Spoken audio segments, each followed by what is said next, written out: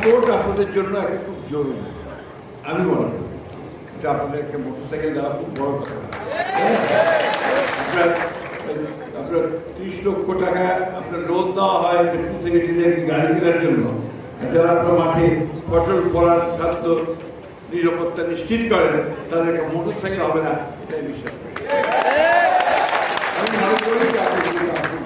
আমি মনে করি যে আপনাদের যে সমস্ত কাজের সুবিধাগুলো সেগুলো দিতে হবে এবং জেলার বাইরে ট্রান্সফার করা যাবে না।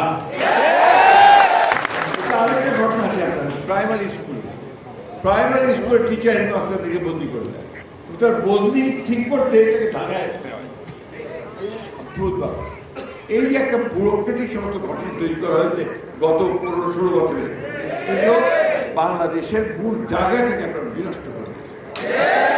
আমরা যেগুলো গ্রহণ করতে চাই, আমরা এই জায়গা আনতে চাই, আমরা কাজের পরিবেশটাকে সুষ্ঠু করে গড়ে তুলছি। আমাদের নেতার কামাল সাহেব তিনি কাজে হাত দিয়েছেন।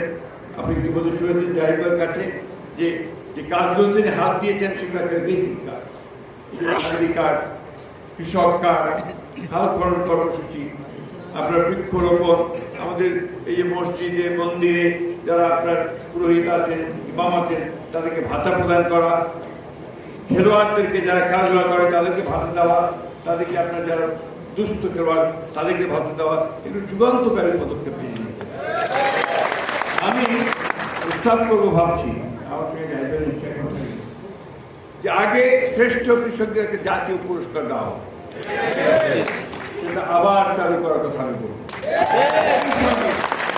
শ্রেষ্ঠ সহকারী কৃষি হিসেবে উপসহকারী কৃষি তাদেরকেও পুরস্কার দেওয়ার ব্যবস্থা, কৃষিবিদদের পুরস্কার দেওয়ার ব্যবস্থা করতে হবে। আমি খুব আনন্দিত হয়েছি এইবার স্বাধীনতা পুরস্কার পেয়েছেন আমাদের এই কৃষি বিজ্ঞান এবং আনন্দিত আমার জেলা এবার স্বাধীনতা পদক পেয়েছেন, হাইয়েস্ট অ্যাওয়ার্ড। এইভাবে ধীরে হাতে উৎসাহ বাড়বে, মানুষকে কাজ করতে আগ্রহী হওয়া বেশি। আমরা এই প্রস্তাবগুলো আনবো, ইনশাআল্লাহ আমার মনে হয় আমরা সফল হব।